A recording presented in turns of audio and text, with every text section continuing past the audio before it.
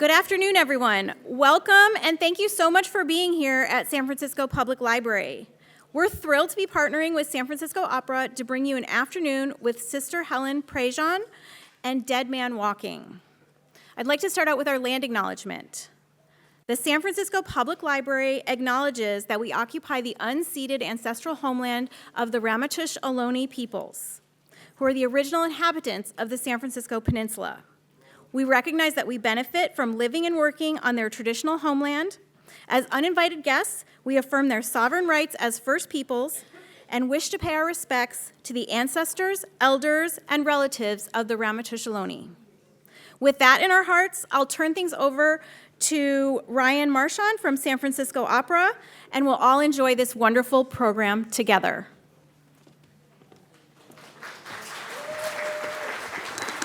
Thank you so much, Lori. Hello, everyone. How are you what time is it? How are you today? Thank you so much for being here with us today. My name is Ryan Marchand. I'm the director of the Department of Engagement and Connectivity with San Francisco Opera. Just a little bit about today. Of course, we're going to do the screening of the film from 1996, and then we'll have Sister Helen join us in conversation with the composer of the opera Dead Man Walking, Jake Heggie, who we're so fortunate to have with us today. All of this is happening in correlation with the 25th anniversary production of the opera Dead Man Walking that opens this Sunday.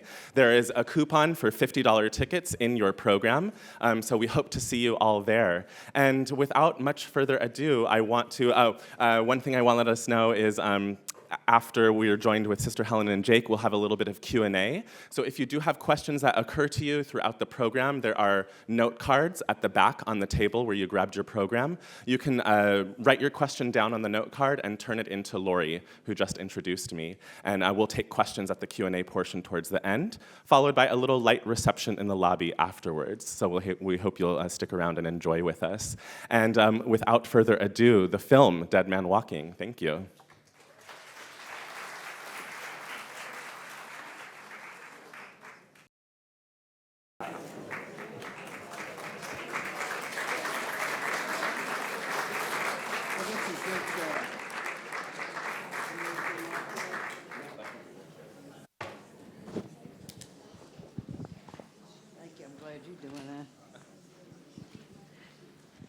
Hey, everybody.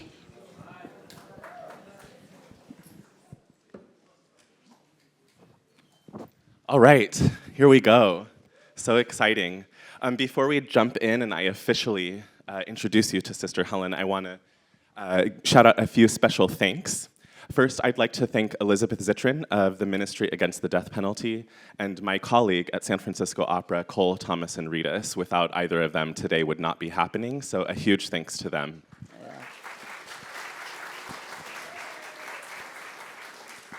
I also want to give a huge shout out to the San Francisco Public Library. They have been a... Right.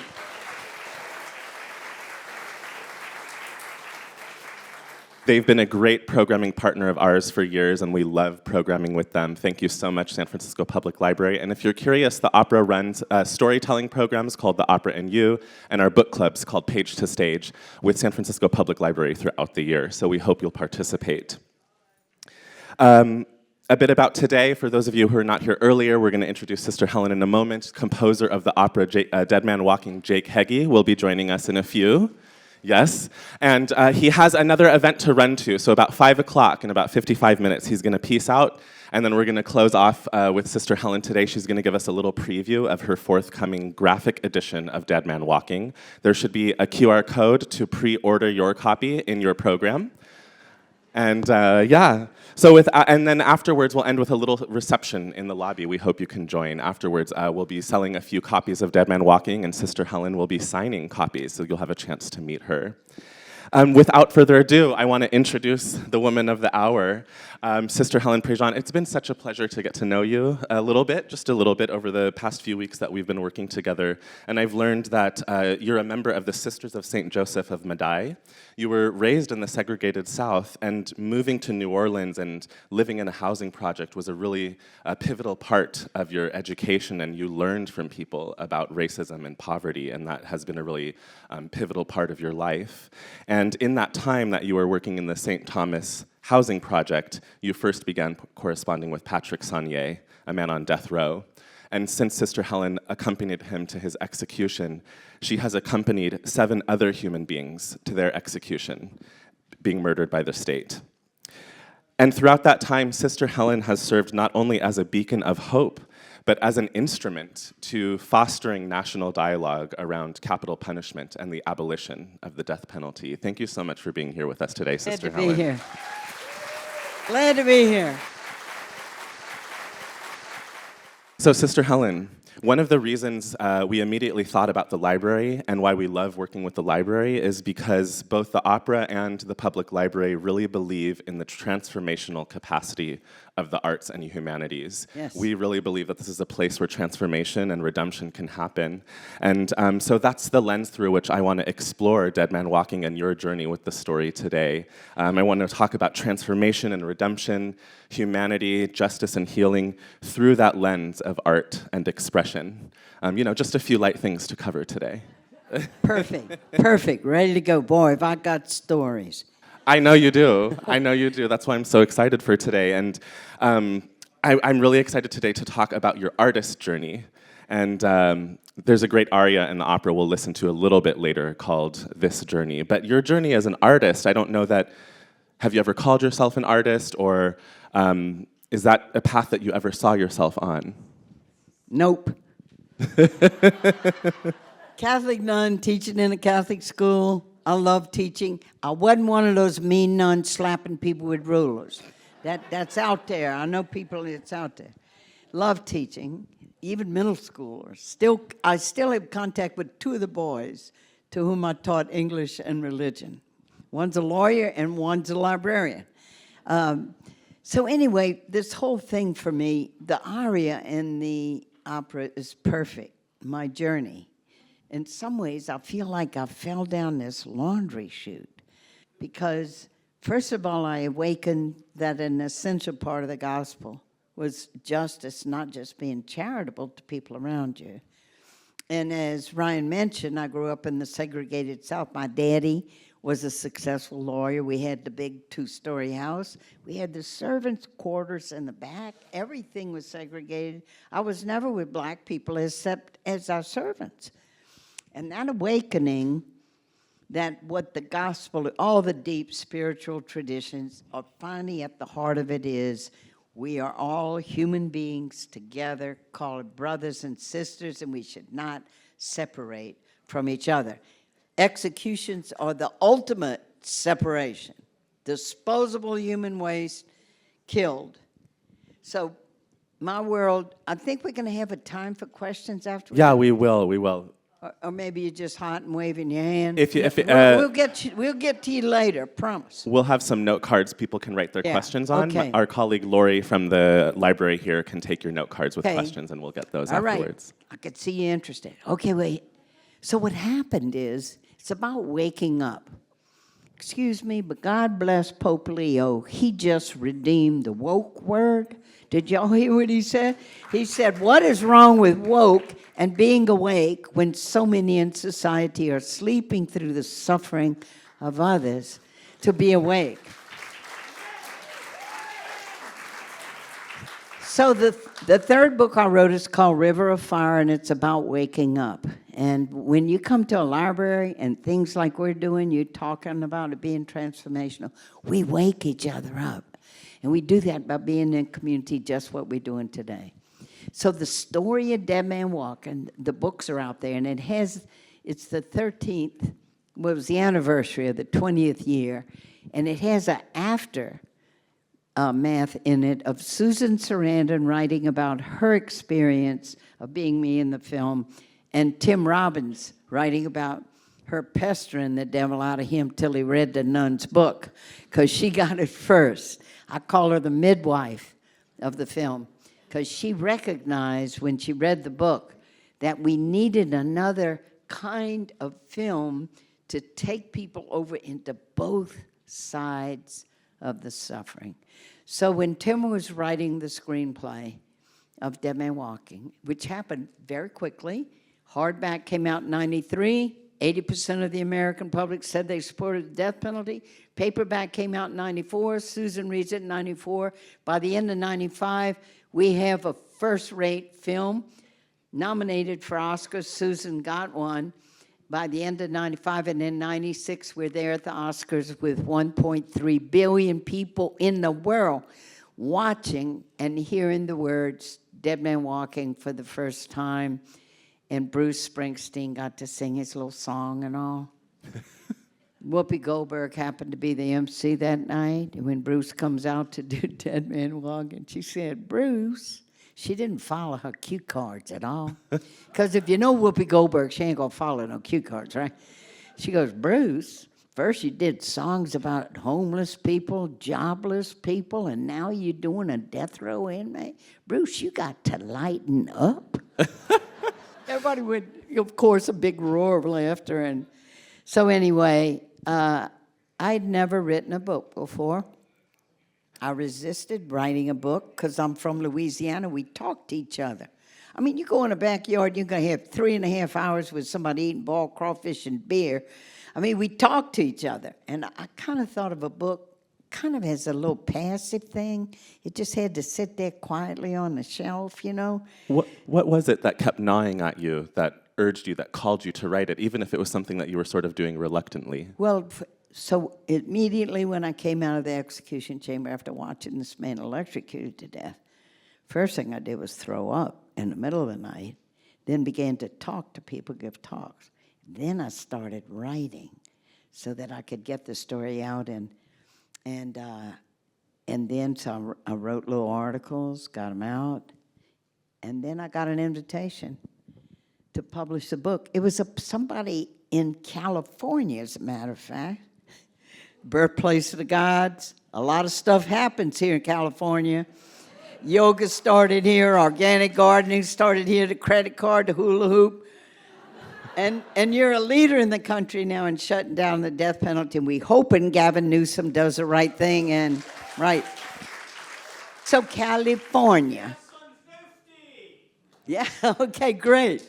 Anyway, and so then it began to be published, and then a friend of mine, Jason DePauls, who worked at the New York Times, said, Helen, if you're going to get a book published, you ought to go through New York. Let me give you an author friend of mine, and maybe he'll recommend his literary agent.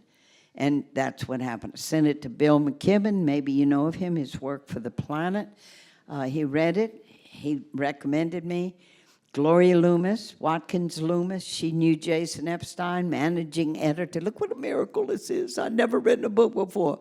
Kaboom, every time I opened the door, whoop, there was all this energy coming through. She took on the book, walked down the street, brought the opening manuscript to Jason. Next thing I knew, I was flying up to New York, and my mama got me a new suit. She said, honey, you going to go talk to that editor up in New York? You got to have a new suit. And so went on a plane, had no idea how big Random House was. It was a really big publishing company. I thought they rented the 11th floor, which is where this guy was going to meet with me. It was a whole blooming building. So, of course, I'm opening into all this, and it's all like, oh, my God. What? Next thing I knew, I walked out of there, and I had a contract to write the book, which is good for nuns, see, because we needed to get some income for what we were doing. And so I got a contract for $20,000. That was a lot of money for nuns. And so I said, I better write the book. You better. Well, and so great that you did, because it really sparked a national dialogue around this subject matter, around the capital punishment and the death penalty. But you say that you weren't a writer, but reading the book and seeing the literary references that you make, the authors you reference, Twain, Camus, you talk about Dorothy Day, Martin Luther King that you read. What was that process of entering the artistic process like for you? And then did you foresee it exploding the way that it did? No way. All I want to do is get the blooming book done. And I got to tell you this, because it's how you shape a story. So the first draft that I sent to Jason, I was so into the human rights of the people being executed. It was just like, I knew about the Universal Declaration of Human Rights. I could tell the torture that is involved with people in their last minutes after living 20 years in a cage, and then they take you out to kill you. And you watch other people that you know being taken out to be killed, the torture of it. And when Jason read it, he just said, you're a good writer, a good gritty writer doing those good details. But he said, nobody's going to read your book. You wait far too long in the story to talk about the crime. What did Pat Saunier and his brother do? Who were the victims? What was the crime? And if you don't talk about the crime in the first 10 pages of this book, people are going to say, she's a Catholic nun, she believes in the forgiveness of Jesus. They're going to expect every religious platitude.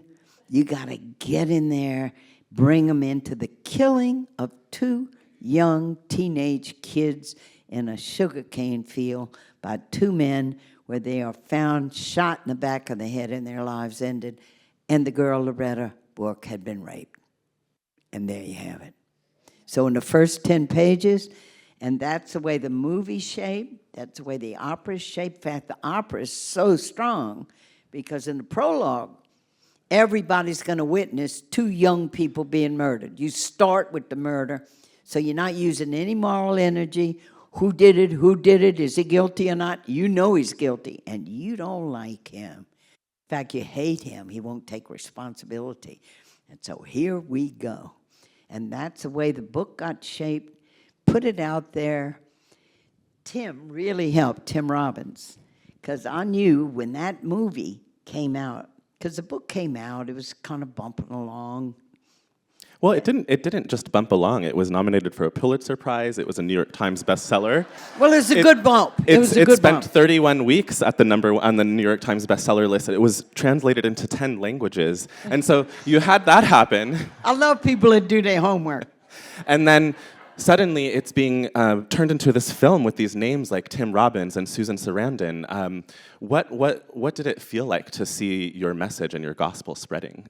Well, I work very closely with Tim Robbins on the screenplay, work closely with Susan. And Susan's the one who really made it happen because she read the book. It took her 9 months because Tim was working on another project. Did you read The Nun's book? Did you read The Nun's book?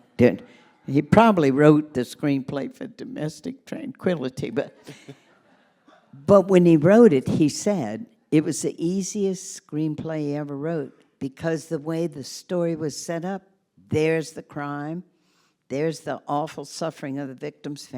Here's a nun, and here was his little tagline. He said, while he's doing the screenplay, the nun is in over her head, which indeed I was. I feel like I fell down a laundry chute. I didn't know anything about criminal justice, the laws, the courts. And I write a letter to this man, and then there I am with him when he's being executed. At the very end, I don't know if you saw it with the film, the last line across the film was, read Sister Helen Prejean's book, Dead Man Walking. Was that on the screen? Do you remember? Was it there? Well, anyway, there it goes out, and then that is what took the book, and that was the 31 weeks on the bestseller list. Because when you write a book, all you want to do is you want to get it out there. I didn't know the power of a book. Speaking of the power of the book, having gone through the process of writing it and then subsequently adapting it into other forms, how has that played a part in your awakening to justice? Being able to tell your story more broadly and get it out to more people. What does that mean in terms of awakening to justice? The power of the book that I discovered is that when people read, you're quiet. It's kind of like meditation. You're not engaging in debate. You're looking at words on a page. And when you're a good writer, what you try to do is bring people into the situation. So the arc of the story, terrible. And we know this man that's going to be electrocuted was one of the people that killed these kids. And that starting point in all of us, that outrage about the victims, is moral. We should feel outraged at the death of innocent people. But then what are we going to do with that? And I discovered that when people are quiet And as Jason had told me, now your job, after you bring people into the murder and the suffering of the victims, you got to walk a tight line all across this book and bring them at the end into the execution chamber. Okay, he's guilty, he did the crime, and now here comes the punishment. Watch it. Because we don't get close. It's a secret ritual of the executions going on in this country. In the Deep South, the ex-slave states, we are doing executions a mile a minute because the Supreme Court has allowed discretionary power to prosecutors to seek it or not. And so we're still doing it. And what I love about the opera too, the film, the book, it's going to bring you close. And you know what, Ryan, our marching orders were from Thurgood Marshall, first African-American on the Supreme Court, who said, look, a lot of Americans say they support the death penalty, but it's an unreflected. Bring them close. Let them get information, and they will reject the death penalty. That is the Marshall hypothesis that we have been working with, and that is what I've been doing. So this thing of just going out to people and talking to them. So I've crisscrossed this nation. I've been in and out of California. Y'all ought to make me an honorary citizen. I mean, I've been here so much, and you are a beacon. You are a beacon. Do you know, I mean, you've shut down death, the killing chamber. People who were considered the worst of the worst in death row, that's been shut down, and people in regular prisons because they found out these worst of the worst, supposedly, are really just people who did a bad thing, but they know different from a lot of the people inside prison. And I know a woman that I'm accompanying, and I'm her friend, and she was on death row here, and got the word that now the women could move off of death row into the regular women's prison. She was the first one at the gate, puts her hands out. First thing they did was take her handcuffs off. On death row, you're handcuffed with 2 guards whenever you move anywhere inside death row, and you strip search every place you go. And now she was not going to be strip searched anymore, and she began to take classes on addiction, on life skills, and it makes all the difference in the world. So that's what we were arguing, presenting to the governor. Look, clearly, you believe in the dignity of life and that people can grow. So go all the way now. Commute those sentences. Excuse me, I don't know what you asked me, but that's where I went. That's okay. That's where we're at. That's where we're at.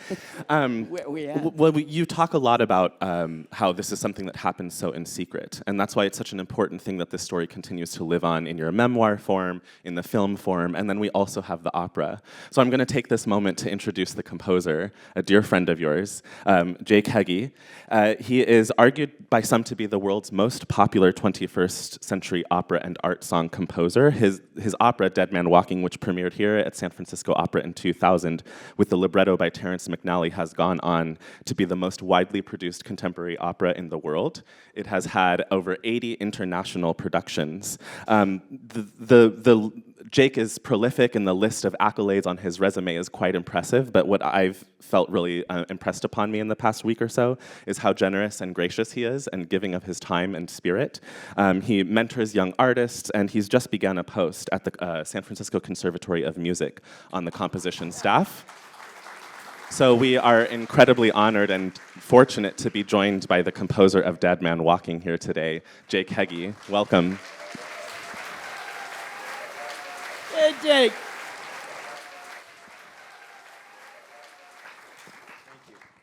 So, Jake, welcome. Thank you. Thank you. What, at the time that you started working on Dead Man Walking, I think it was sort of part of the national conversation. The book had come out, the film had come out.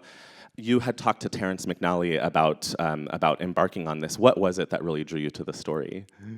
Well, this is the first time I've watched the movie in 28 years. It's a good movie.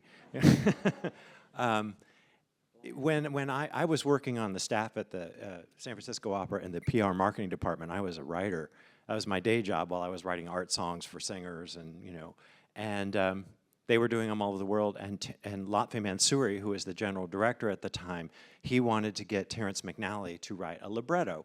And he noticed that I was writing music that was very popular with these star singers. So he paired us up with, but at first he wanted, you know, a light, bubbly, frothy comedy for the millennium. That's what he really wanted, you know, hoops, skirts, and champagne. And well, first of all, Terrence was not interested in that at all. And, but he was interested in doing a big American drama. And so we were thinking about ideas, and yes, the movie had come out and was being talked about everywhere, and it was very controversial.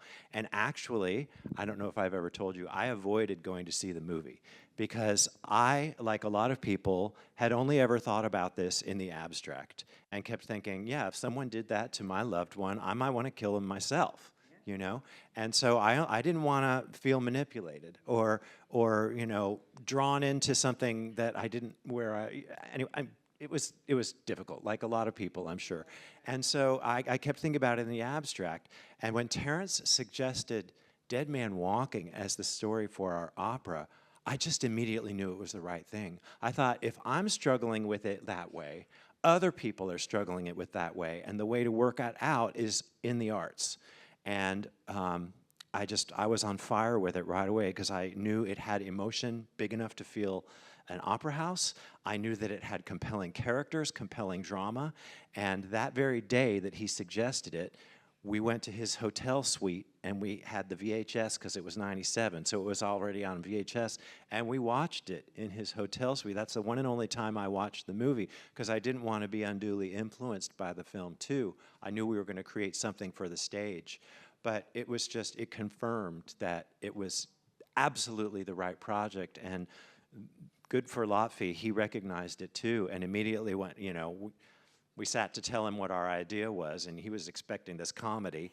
And I was still on his staff, so I was an employee still, and I said, you tell him. And so Terrence looked at him and said, well, we'd like to do Dead Man Walking. And Lotfi looked like an electric jolt had gone through him. He just went, and he said, I never would have thought of that. But what a brilliant idea. And he recognized it immediately, too, and he was all on board. Wow, how precocious of you. You're working in the PR department and they're like, let's write an opera, and you choose the riskiest subject matter. Yeah. And it was quite... It was listed on Craigslist, you know, where you just like, yeah. I tell young composers who are aspiring, you know, to write an opera, just look on Craigslist. There's lots of openings for opportunities like this.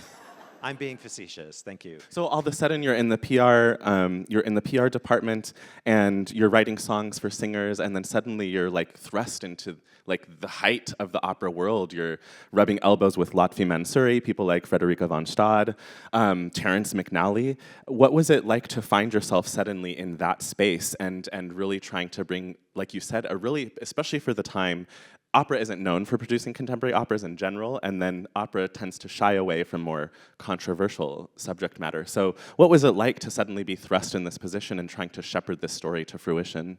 I felt very taken care of and welcomed. Lotfi created a composer-in-residence position for me, and so here I was in San Francisco, where I live, where I have all my friends and all these singers and the company that I know and love. And that's where and my job for 2 years was to work on this opera. Also, I got a very encouraging, beautiful call from this amazing woman, giving her blessing to the project and welcoming us in and saying, I know you're going to have to change things. I have to trust the people that have been entrusted with my story. And she said, all I ask is that it remain a story of redemption. And she goes, other than that, I know you have to change things for the And that stage. one other thing. Oh, she wanted a tune we could hum. I said, please, just don't do that atonal stuff. We're going to come out of there, we're not going to be able to whistle or hum anything. It's true. It's true. It's true. Sister That Helen, she knew the word atonal means she had done some homework. I did. what was it like to find out someone wanted to create an opera out of your story? Well, it was also unbelievable to me. Here was the book. The book came out, womp, hit the nation, debate, film. And I learned the principle, of course, is you got to trust your artists and you can't try to direct them. It's really an act of trust and turning it over. So I'd done it once with the book with a good editor. I'd done it once with a film. And I figured this guy calling me, this Jake Heggie guy who said he's going to be the composer, is I had to trust him.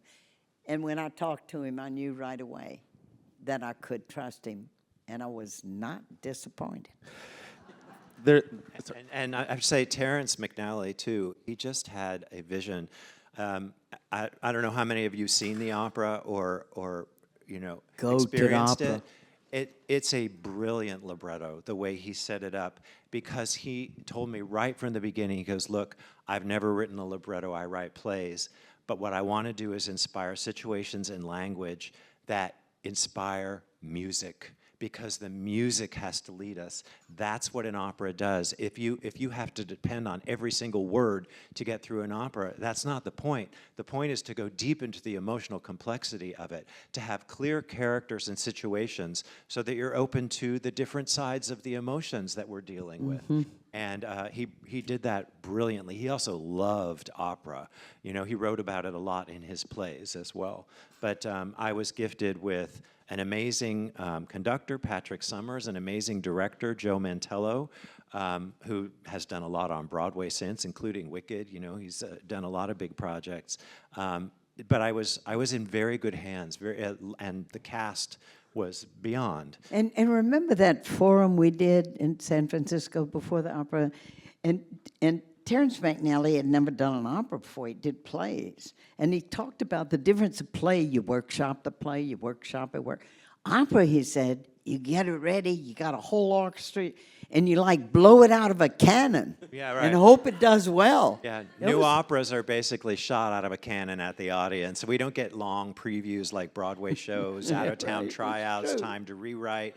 You get one workshop, which we did, and that was very helpful. But then you have the rehearsal period, and you can't make too many major changes at that point. It's pretty set, because, little things. But we were just lucky that it went really, really well right at the beginning, and the audience responded so well. They added a performance, which was unheard of, and other companies noticed how this was resonating and bringing in new audiences and capturing the imagination of people who weren't opera goers. And so all of a sudden there was a consortium of 7 companies who had commissioned a second production of Dead Man Walking right after. So, it was something that just took on a life of its own. We could never have anticipated. It really exploded and shifted. It helped shift the dialogue, the national dialogue on capital punishment, but also really shifted the world of opera and what we allowed ourselves to talk about and the subject matter that we're really willing to explore on the stage. I just wanted to say, too, part of the brilliance of Terrence's libretto and what he set up for me to inspire music and have music lead us through this journey was he did what you said. He set up the crime at the beginning. We see the guy do it. We see what he does. We know he is guilty. That is not the question. The question is, because the question isn't, should we kill innocent people? Of course we shouldn't kill innocent people. But when someone's really, really guilty of something that heinous, what do we as a society do? And what do we stand for? And so that's the issue that permeates the opera. And you experience the parents' grief and agony, and you understand their rage and outrage. You experience his mother's grief and confusion and loss. You see Sister Helen taking us through this journey and learning every single step of the way. Over my head. Right. And then so it starts with a murder, and it ends with the execution, a murder. And it doesn't tell you how to think or feel about this. It allows you to feel and experience and process it, and it just leaves a huge question mark at the end of the evening. So was that the right thing to do? What do we stand for? Who are we? And it was an amazing gift. Like I said, the libretto is just brilliant, and you responded so well to it as well right off the bat. Well, and the first thing Terrence said he did to get the libretto going was he got somebody to go to the book, all the dialogue, because you're looking at all these different relationships between people. And that was the first thing he did to start libretto. In case you're thinking, doing a little opera too. That dialogue and relationship. And Tim Robbins said the same thing when he was doing the film. It's not going to be about an innocent person. We know we shouldn't be executing innocent people. What about the guilty people? What do we do with them? And it was, my husband and I, he's now 30 years old.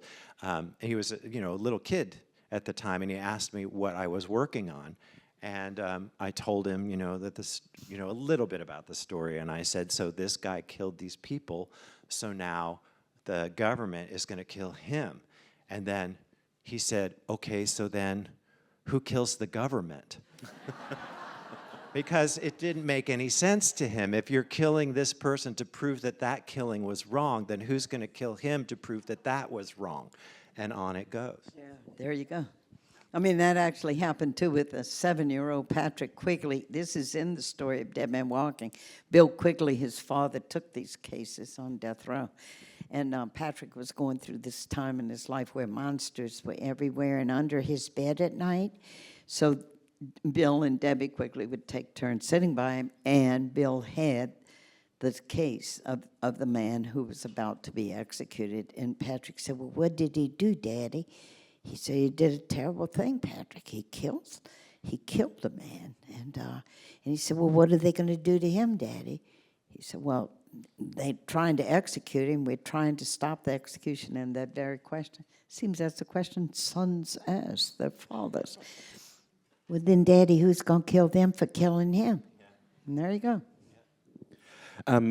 The word journey has come up a lot, and something I noticed, you talked about Terrence was a playwright, not an opera librettist, and Jake, in listening to Jake's interview, San Francisco has an archival project called Dead Man Walking at 25, and there's some interviews with you, and you talked about how when Lotfi approached you about writing an opera, he said, have you ever thought about writing an opera? Or, do you write opera? And you were like, not really.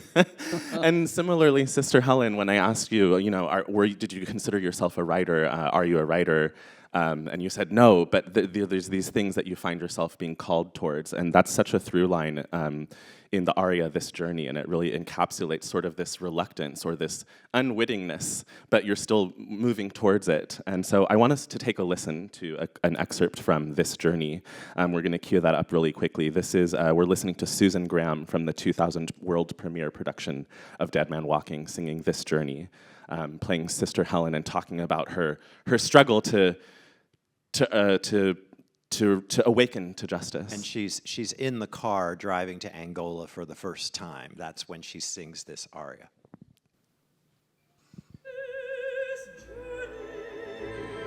This journey to Christ, this journey to my God,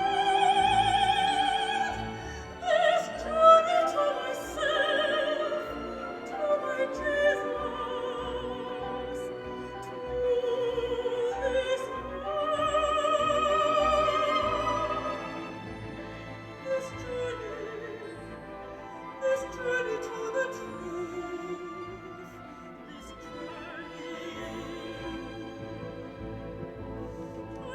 To die, he writes me. I haven't a chance. Does he want me to help him to die? Is he afraid of death? What am I afraid of?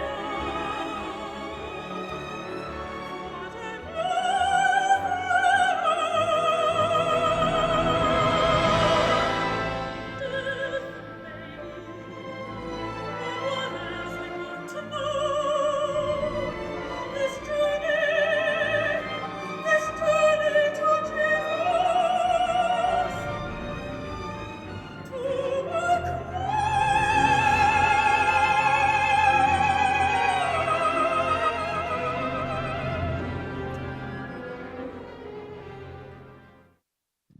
Yeah.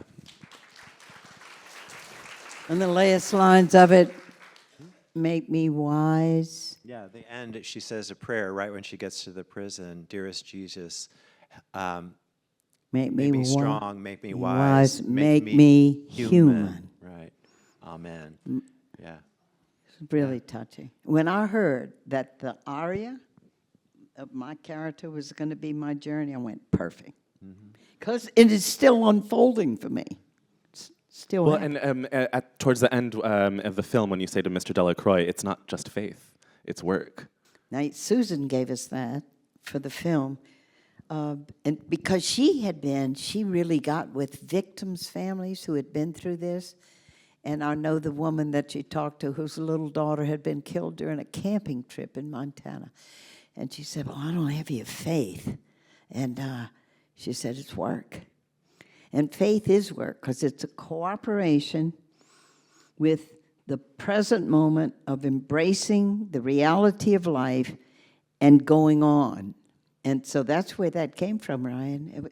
Susan Sarandon introduced that into the film. It's not faith. It's wonderful how all the creative artists, everyone across the board, in the movie, Yeah. in your book, and also in the creation of the opera, everyone had a perspective to offer, and it really helped make a difference to shape the opera, the journey of it. It was remarkable. Yeah. There was a guy in the workshop who, he heard that, and she also, the character of Sister Helen has a hymn that I wrote that is kind of an earworm. And he said during the workshop, "Are you worried these tunes are too catchy?" And I said, I'm worried about a lot of things, but I am not worried about that. Jake has to get going in a little bit because he's in such high demand. Dead Man Walking opens this Sunday, so he's the man about town this weekend. But before you go, Jake, I want to play one more clip, and then maybe we'll get one question from the audience before you go. But I want to pull up the clip, Don't Say a Word, which features Frederica von Stade in the same 2000 world premiere production. She's playing the character of Patrick Saunier's mother and saying goodbye to him.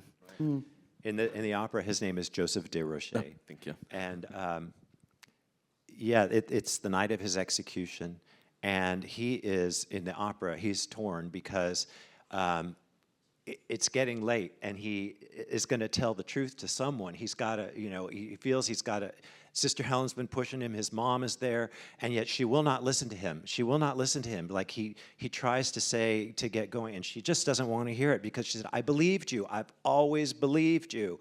And finally, they're taking him away, and he starts to explode, and she says, no, son, no. Don't say a word. Let me look at you. And it's her chance to give him something that maybe she couldn't have given him as a child.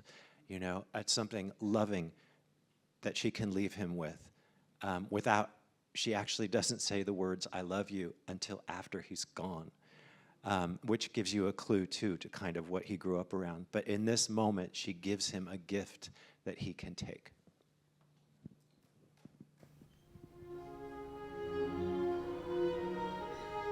Say a word.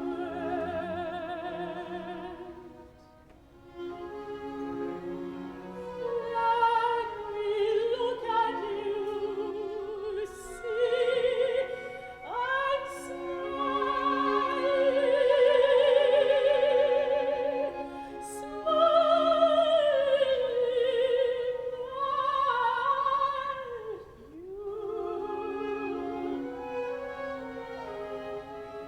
smiling and remembering a little boy.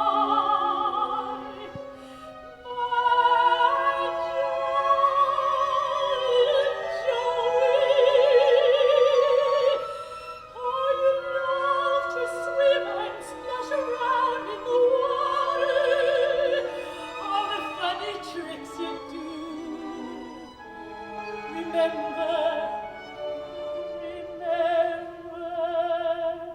my little tortoise. Laughing in the sun, running free. Oh, what a happy boy, such a happy boy.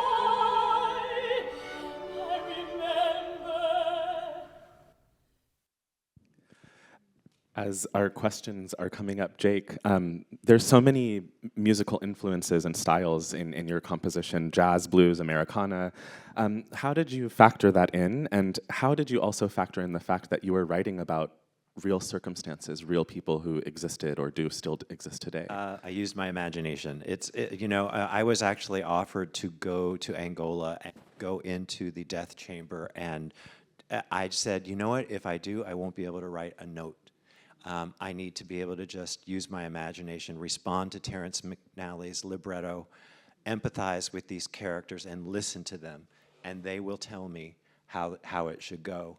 And so I just had to stay open and empathetic and listening to them and not judging them and let the music happen. And that is, again, a great gift of Terrence's libretto. He set it up right at the beginning in the opera that there's a rock and roll song that comes over the radio. Then they switch it to a romantic song while they're in love. And then suddenly it's this dangerous music. And then Sister Helen enters singing a solo hymn. I mean, it was such a gift, all the different oral cues that he was giving me musically. And then the characters just started to emerge very naturally. So it really wasn't premeditated. Like you call it my creative crock pot. Yeah, right? It has many meanings with the Right. crock part. Not crackpot. Right. Get the vowel right.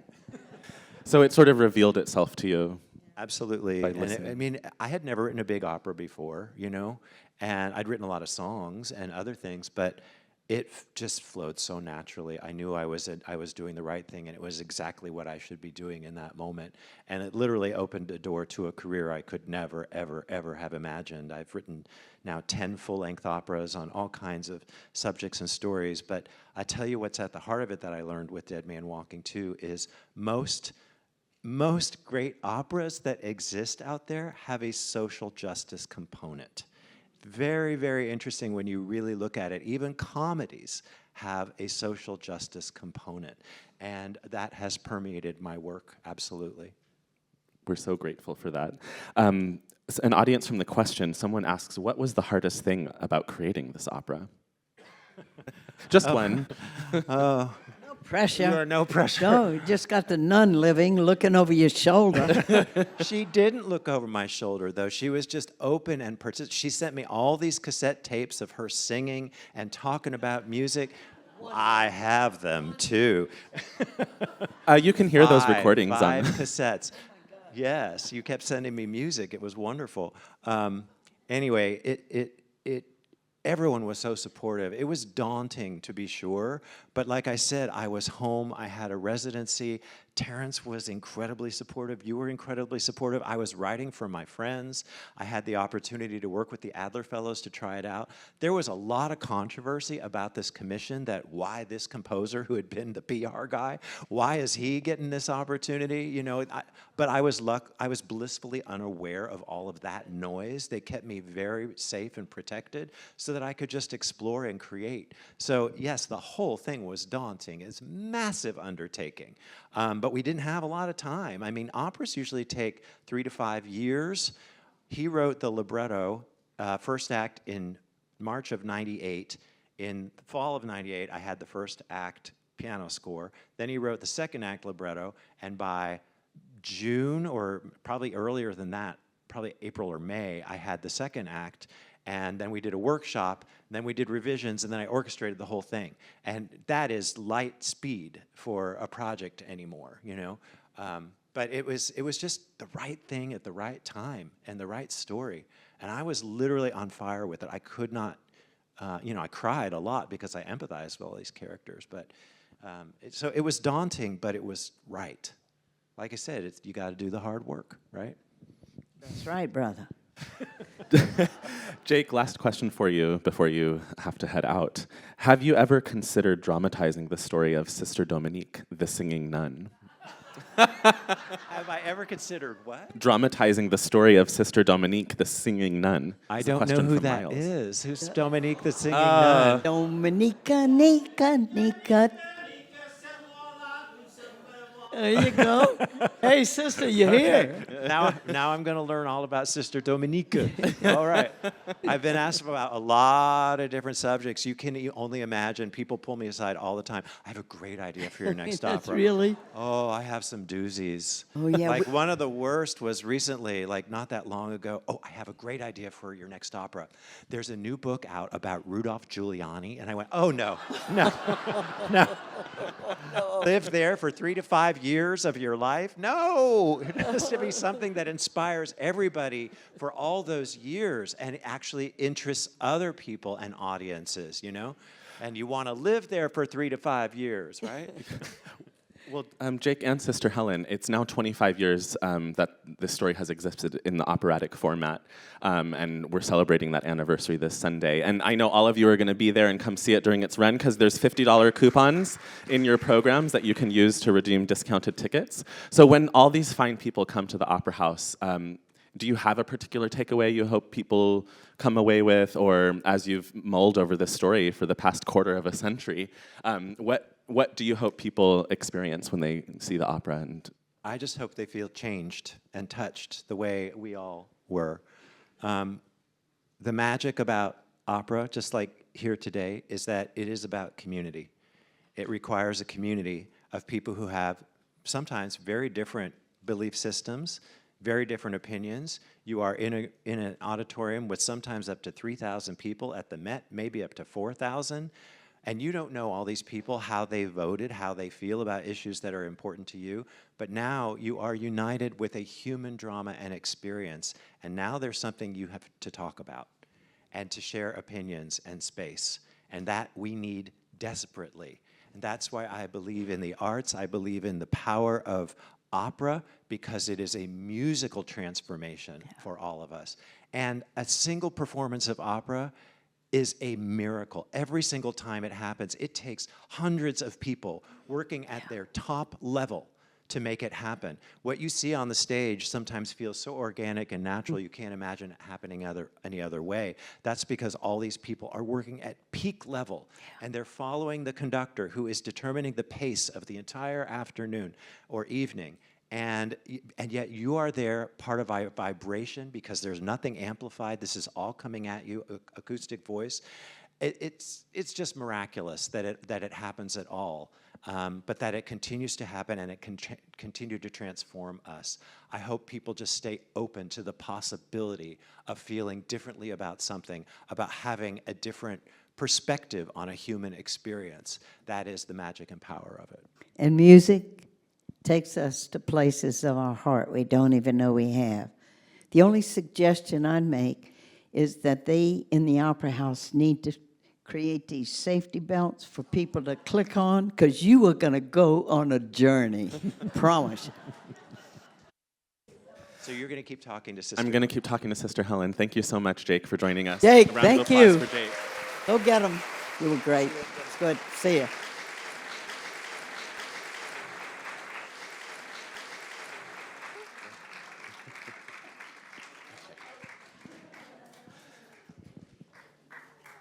Bye, composer. Keep working. Bye, composer. Sister Helen, you talk so much about how all of this, the death penalty and capital punishment, lives in secret, and the need for daylight. If we were, and we've been talking about your story being told through the different medium of memoir, film, and opera. If we lived in a world that some of these politicians envision for us, a world that is devoid of creativity or expression, what would that mean for a story like Dead Man Walking? How important has art and literature and humanities been in spreading the gospel of your word? Yeah. Well, with the death penalty, see, the ex-slave states now are killing the hell out of people. They're lining up people for execution because they can, and it's a secret ritual. And I was just saying to Matthew Shilvak, the director, we had lunch. I said, art is all we have right now to bring people close to this reality so they can reflect on this. And without art, so I got to just tell you how I've grown to appreciate. I didn't go to many operas, maybe one or two, before Dead Man Walking. And I just see the power, because what it does, first of all, it's live drama, okay? You're not looking at a set thing, celluloid film already in the can. It's live drama, and you're watching it all. And then Jake's music. It's all kinds of music in here. As he mentioned, the jazz, him, he even did his own little rock and roll song. I mean, it's just all different kind of music. And we're all in this community experience together. And so it gives us an opportunity to come to another place of deeper understanding. One of the problems that we have is so many people are hooked into an iPhone in their hand and living life vicariously, but this is real community. And the opera gives you a chance to do that. We need the arts. The film's still out there doing its work. The book is still out there. And I got to show you all this. We're just going to come out with this graphic of Dead Man Walking, a great artist in Sweden, is the illustrator. And we're getting it out to young people all over this country.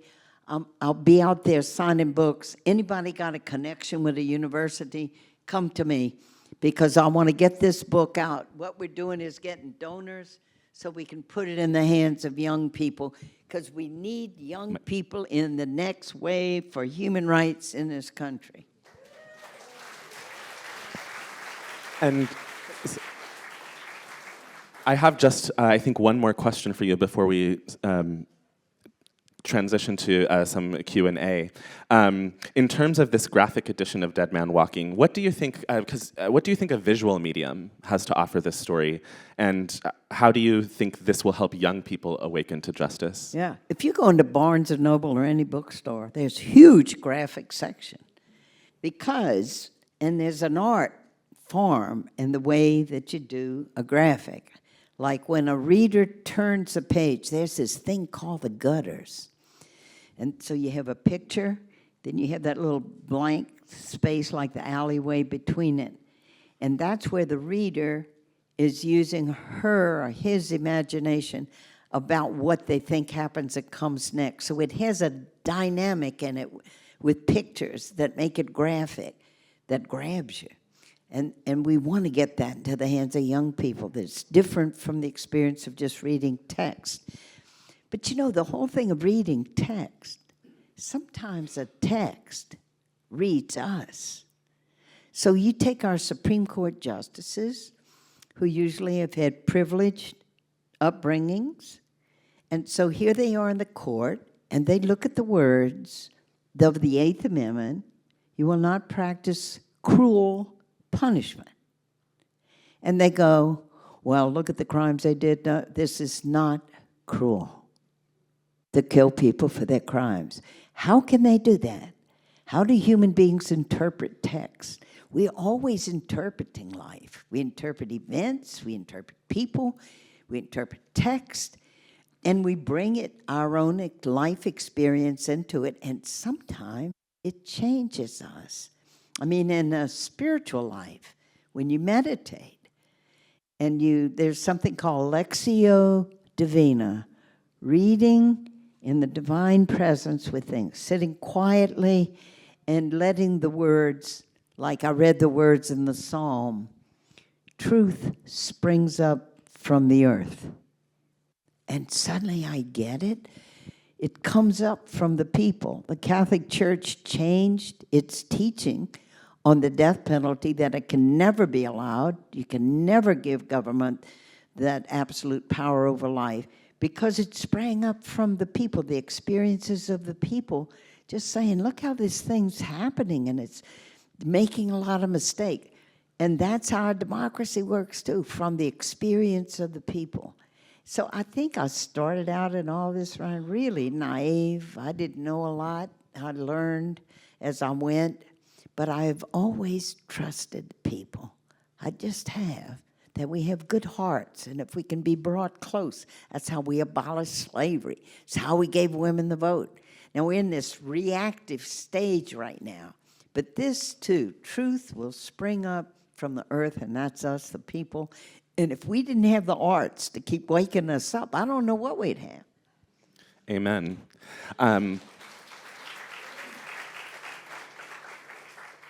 In terms of having the arts, I mean, artistry is where we practice empathy. Some of the best performers in the world talk about how, in order to portray characters, they can't judge them. Even if you're portraying someone who did something so heinous as what we saw Patrick Saunier did in the film. But you can't judge that person. You have to empathize with them and be able to portray them truthfully. And so there's a theater here in San Francisco called San Francisco Playhouse, and they call themselves the Empathy Gym. Oh, no kidding. You know, the first guy to take on the role of Joseph DeRoche was basically a singer. And so then he gets the role of Joseph DeRoche. But they had to teach him how to not just belt out notes from your diaphragm out, but to feel it, to be the actor. And he didn't like Joseph DeRoche. He didn't want to be him. He hated him. And he had to learn through acting to become him. And I love that. When you act, you can't judge. And he had to get past that reluctance of this terrible murderer to become him. And that's what we do with each other. That's what we need so much, is the connection. And not automatically, if somebody disagrees with us, see him as an enemy and start calling them all kind of names. Look at what's going on in the public debate. But empathy. And we listen to each other's stories, and that's how we learn empathy. Listen to the stories. You know who are the most important people working on these defense teams to try to keep people from being executed? Is mitigation specialists. They go and they get the whole story. In my second book, The Death of Innocence, I talk about this great lawyer that took this guy, Jeremy Gross. It was in Indiana. They had a video, walked into a convenience store, and shooting the convenience owner who has his hands up going, "Why, Jeremy, why?" Bang, bang. It's all on the video. And you see him killing and then grabbing the cash register and running out. But he had a wonderful lawyer who cared about him, Bob Hill, who visited his mother 20 times, talked to her on the phone, to get that mother to come and take the stand and just admit publicly that she had abused her son and what this young Jeremy went through. And then the foster parents, it took him for a while. His grades improved. He was in Little League Baseball because he had a loving family around him. And this lawyer knew he had to convince his jury, this kid's worth saving. He can grow. He can. And in the end, it was a unanimous decision for life. In fact, the defense lawyer knew the prosecution was going to use the video, so he showed the video. And then he said to them, "You saw what Jeremy Gross did when he came in this convenience store, high on drugs, just wanting to get cash for drugs. And now let me tell you the story of Jeremy Gross before he got to the convenience store." That story's in Death of Innocence, about stories I write about people who were executed that I believe are innocent, though the courts never would admit it. You talk about how life was chosen, and empathy had a big part to do with that, and has a big part to do with healing. Can you talk about, I wonder, or one could wonder, in this country whether we conflate justice with healing? Because not much. Our justice system is not designed to heal. It's not designed to heal perpetrators. It's not designed to heal the families of victims. That's right. How do we get to a place where we can think more about, or sometimes we think of justice as retribution or revenge. How do we make healing and moving beyond that a part of the conversation on both sides? But putting these human stories out to people to reflect. You're going to meet Joseph DeRoche as killer. You're going to hate him. He's not remorseful. He doesn't take responsibility for what he did. And you hate him. And then you watch him as his story unfolds. And that is what we do. That doesn't mean you condone stuff. The hero of the Book of Dead Men Walking is Lloyd LeBlanc, the father of the boy that was killed by Patrick and Eddie Saunier. And he was consumed with anger. And you see his character in Owen Hart, who is so angry and can't wait to see Joseph de Rocher die because he killed his daughter. And what happens then, and what you see in Lloyd LeBlanc, and what you see at the beginning of Owen Hart when he says that line, remember, I know my pain is about my daughter's death, not his death. We have victims' families that go, the average wait is 17 years, go and watch the person be killed in front of their eyes who killed their loved one and being told, this is going to heal you. Watch this act of violence of the government. We're going to kill the one who killed your loved one. Watch it. It's going to heal you. That doesn't heal. Lloyd LeBlanc, even if you look at the word, forgive means to give before.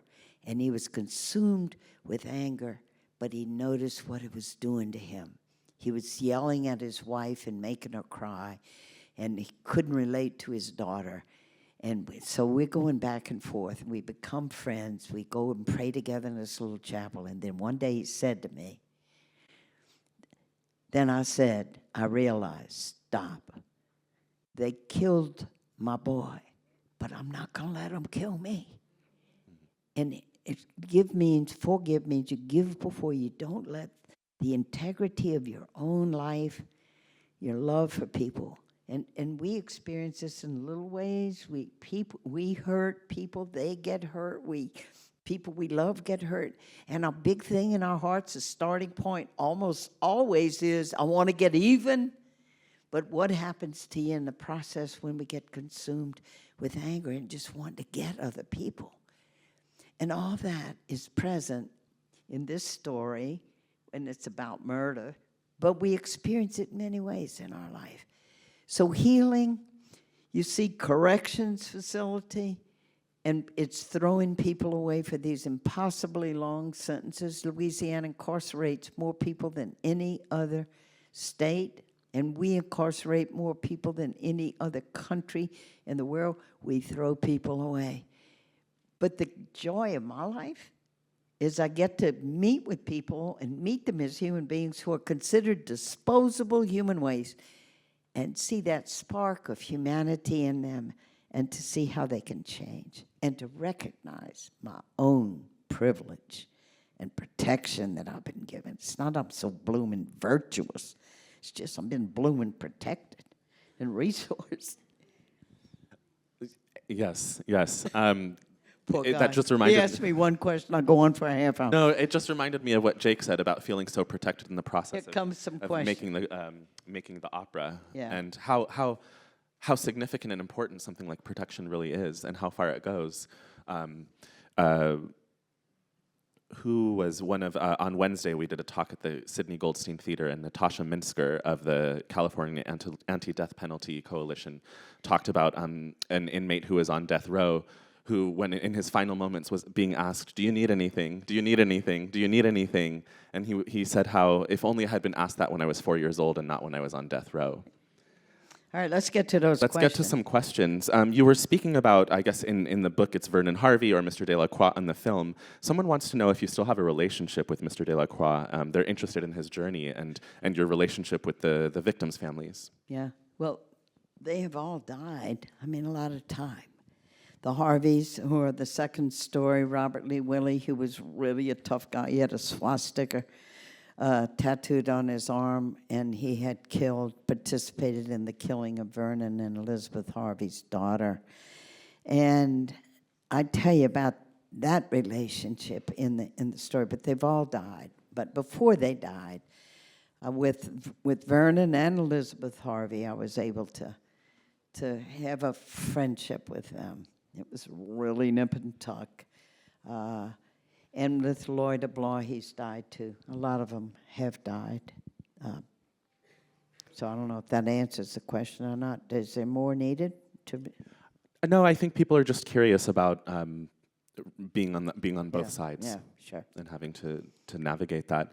And one person asks, if you had to do it over, would you have done something differently that we may not have, that may change the story? Would you, if you were Well, yeah, because I was making all kind of mistakes. I didn't know So I stayed away from the victim's family because they would come in and they were giving press conferences. Especially the girl's father, who had been killed, was so angry. He said, I want to pull the switch myself. I was trying to picture myself showing up at their door saying, hi, I'm the spiritual advisor that people killed your child. And my editor helped me recognize this. I didn't go anywhere near them. And then later, I learned from that. So ever after, when I take a person on death row, I always reach out to the victim's family saying, I'm the spiritual advisor to this man who has killed your child. Just try to extend to them love and compassion that I can. And if there is any way I can be of help to you, I'm here for you. And they almost always reject it because the prosecutors have them on a seesaw. Anybody against the death penalty is against murder victims.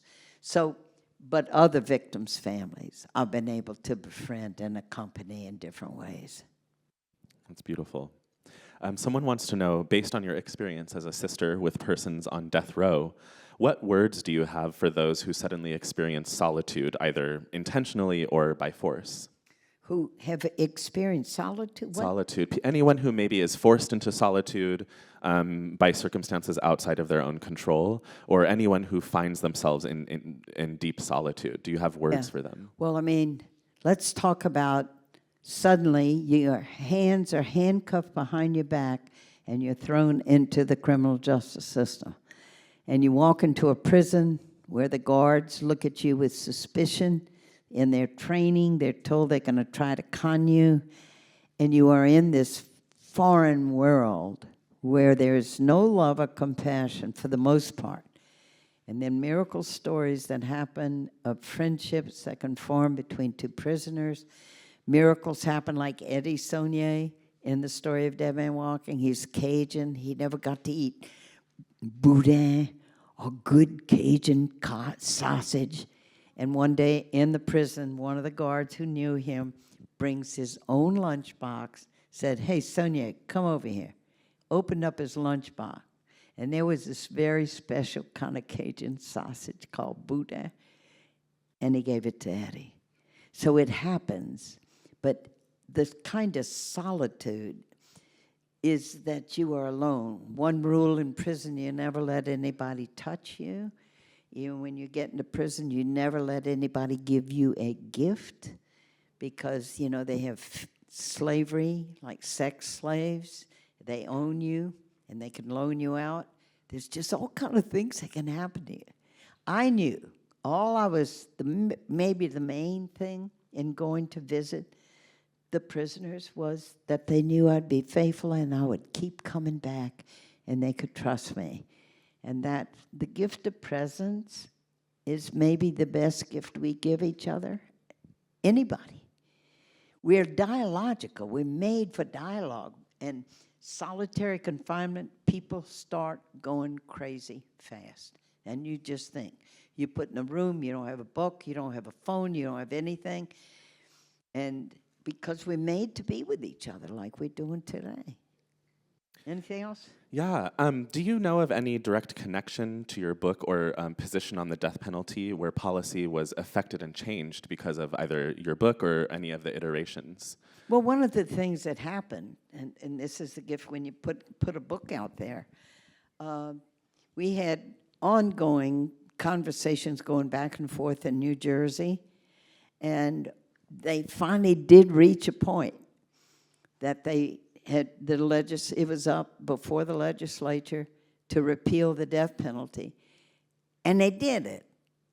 And when they repealed it, they had a press conference, and one of the lawmakers said, well, I read that book, Dead Man Walking. I mean, oh my God, he read the book. I mean, it's like in people, and sometimes it got to a judge who changed his mind. The power of a book and a story can change anybody. And when New Jersey did abolish the death penalty, and when here in California you were going to have all those sentences commuted, what they do is they light up the oldest symbol of state killing in the world, the Roman amphitheater in Rome. And when New Jersey did it, they lit up the Roman amphitheater to celebrate New Jersey and the states as they are abolishing the death penalty. So I can't wait to light up California. Yes. Sister Helen, I have one last question for you before hopefully you join us in the lobby for some light refreshments, and Sister Helen will be signing books, and we're selling a few copies if you'd like to purchase one. My question to you is, in the face of what could seem like an intractable issue, the death penalty, how do you continue to be a face of love? It's not intractable. Truth springs up from the earth. It springs up in the people like it springs up in us today. And I've always had that hope. It's just a question. We got to get it to the people. That's why I celebrate all the art forms that do that. And the energy keeps coming back into me because of the different audiences. Kids in a law school in Texas, University of Texas Law School, Notre Dame, Indiana. People, when they are presented with the truth of something and get close to it, change. I can see it. I can see the change in the country. It used to be 80% support for the death penalty. Now it's 52%. And this just happened recently, 2 years ago, when people are given an alternative in that question about whether or not they support the death penalty, and they're given the alternative of life, they choose life. Juries, even of terrible crimes, are choosing life. We have a bent for life. We're meant to live. And that gives me hope. Gives me hope too. Thank Great. you so much, Thanks, Sister Ryan. Helen. It was great to talk Thank to you. I want to remind you all that in your program you have a coupon for discounted tickets to Dead Man Walking. There's also a QR code where you can pre-order your copy of the Dead Man Walking graphic edition. And also, you heard Sister Helen talk about the power of story and narrative in books. San Francisco Opera runs free storytelling workshops at the San Francisco Public Library called The Opera in You. And we also host regular book clubs called Page to Stage. So go to sfopera.com to find out more about our programs. And thank you for joining us today.